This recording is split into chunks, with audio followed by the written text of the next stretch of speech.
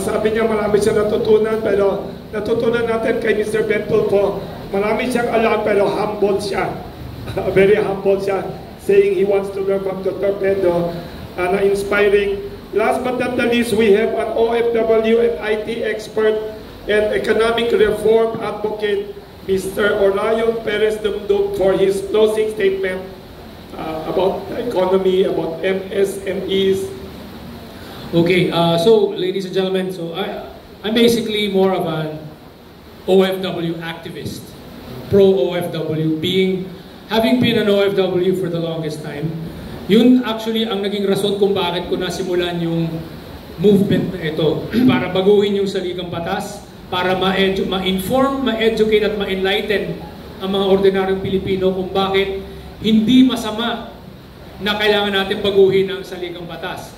Dahil sa aking first-hand experience bilang OFW, nakita ko talaga na marami talagang pagkukulang ng ating sistema. At paminsan nangyayari, napiblame pa natin ang mga tao, ang mga Pilipino. Paminsan ang nagiging problema pala, yung sistema na meron tayo.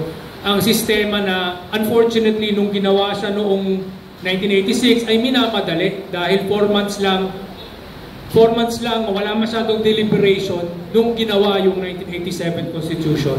So, yung po yung naging isa sa napakamalaking problema kung bakit, o pinakamalaking pinagkaiba ng Pilipinas kung ikukumpara natin ang ating bansa sa ating mga karatig bansa.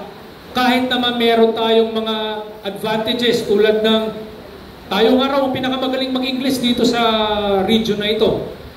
Tayo may maraming mga napoproduce na mga professionals na magaling mag-Ingles, pero wala dito yung mga trabaho. Ang daming nagiging broken families dahil napepuwersa ang mga magulang na pumunta sa iba't ibang bansa. Nanay na pupunta sa Hong Kong maging maid. Ang tatay na pupunta sa Qatar o sa Saudi Arabia, construction worker, foreman, whatever. Maraming ganyan.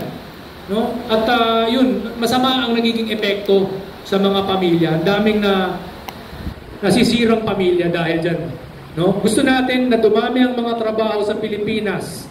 Pero hindi nila pinipili ang Pilipinas dahil may bad impression, may masamang perception sila tungkol sa ating investment climate. At ito ay nanggagaling sa ating saligang batas. Mismo ako, nakita ko bilang OFW, pag ikaw ay nasa labas ng bansa, nakikita mo ang hindi nakikita ng maraming naandito lang. No? Ang nangyayari po sa Pilipinas, para po tayong kotseng gustong umarangkada sa highway. Gusto natin umarangkada, gusto natin mag 120, 150 kung pwede nga. Parang sa autobahn sa Germany. Sobrang bilis, pwede sana.